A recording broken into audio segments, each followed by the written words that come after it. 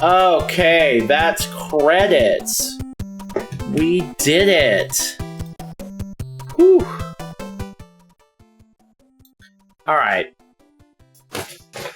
We did it. All right, first things first. The bottom center of the screen here says that we've beaten 19 games in 2024 and 466 since we started doing this in 2020. Those numbers are now obsolete. We've now beaten 20 games in 2024 and 467 since we started doing this in 2020. Let's go. All right. So I have, before I made my really strict rule about playing this franchise and other franchises in order, even if they weren't in the same universe or whatever. So when I started doing streaming, I was taking requests, but I had hard rules about certain franchises. I wanted to play them in order. I made an exception for this one because it's less important, right, to play this in order than, like, you know, something with a continuing story, right? So I played Bowser's Fury and I played Mario Odyssey before I started doing this. And of course, those games are both amazing. But since then, since I started playing these in order, I've played the first one, Lost Levels, 2, and now this one. And of those originals, this one's easily the best, and it's not even close, I don't think. Is that true? It might be a little close with Lost Levels, because I loved Lost Levels. That's the highest ranked one so far. But yeah, I like this more than Lost Levels. Yeah. It is timeless. It's I'm not about to say anything that probably hasn't been said 1,000 times in the past, right? But this game doesn't seem to age. Like, I'm playing it all the way through for the very first time, and I might as well be playing it in 1989. It is just so, and this is what I love about Mario over Sonic, Mega Man, any Kirby, any of the original classics. Mario is so well crafted as a precision platformer. It is perfect. It's so well made, even by Nintendo's very high standard. This sets a new standard beyond that, because Nintendo also made, like, Zelda and you know, a bunch of other games like that, or other platformers, and this is better than all of them. Like, this the platforming in Mario, including this one, but even in the original 2 and Lost Levels, the platforming is so clean and precise. Even today, it's got its quirks, but it's well crafted and pretty much perfect. That's really at the core of why I think Mario started out being so popular, because it's not janky like Ninja Gaiden or, you know, a lot of those other early platformers that it's like, who knows if you can't even call it a precision platformer because they're all over the place. Mario has never been like that from the very beginning. And this game is just a continuation of awesome precision platforming. Beyond that, though, the innovations that this game adds to the formula, because it does seem to pretend that 2 doesn't really exist, which makes sense considering it wasn't originally a Mario game and yada yada, right? This really does feel more like it's adding from 1, right? Like it's adding to the formula from 1. It's not doing any of that weird shit in 2 where you pick characters and it has all those different kinds of enemies in it. It's not doing that.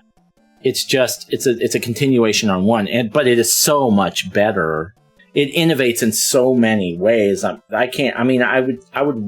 would take me a long time to talk about all the innovations that this game makes over the first one, and I would forget some. But I mean, the idea of having the leaf and the ability to fly, as well as the flower, makes a huge game changer. The addition of an inventory screen where you can keep items and use them. The grid, the map, the way that the map works, and you navigate that, and you have different choices, and there are secrets, and there are bonus types of levels that aren't regular levels where you get extra items.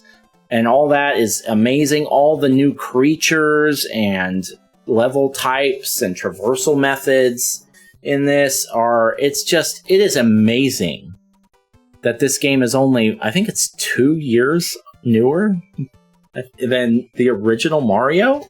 I mean, that's ridiculous if you think about it. The original Super Mario Bros. Came out in 1986, if I'm not mistaken.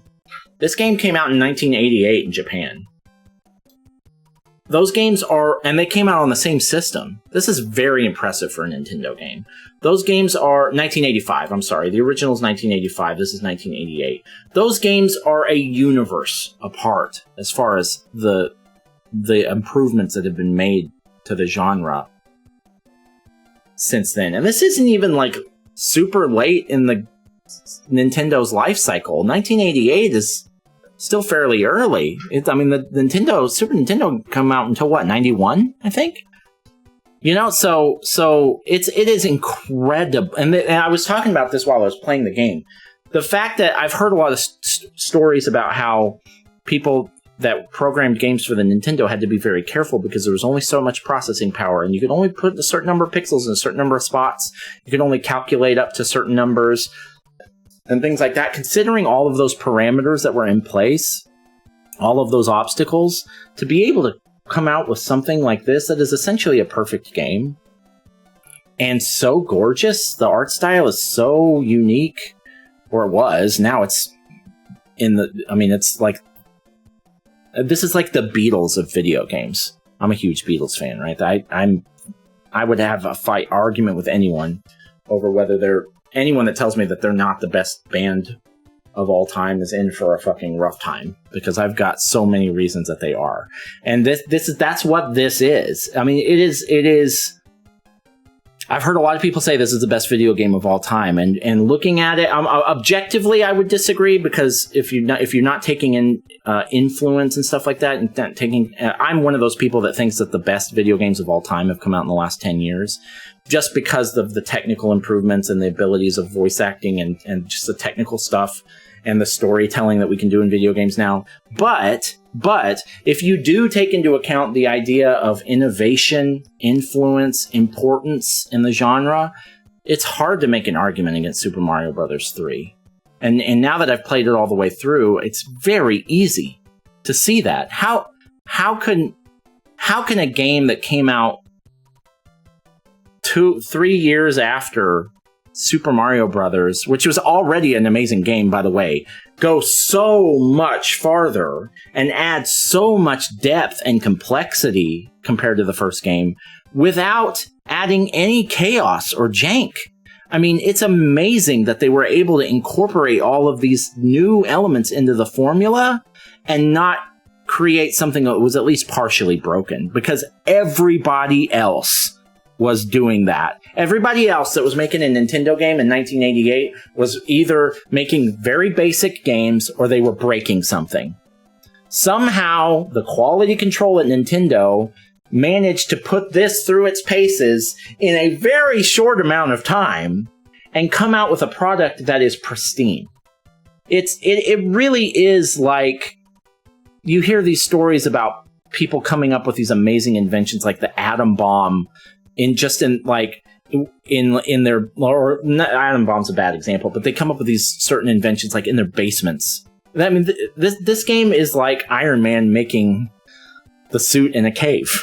That's like what this is, because the technology's so limited, and you manage to make something that's not only very deep and complex and vibrant and just incredible the way that it plays, but it's smooth and it works. Everything works as intended.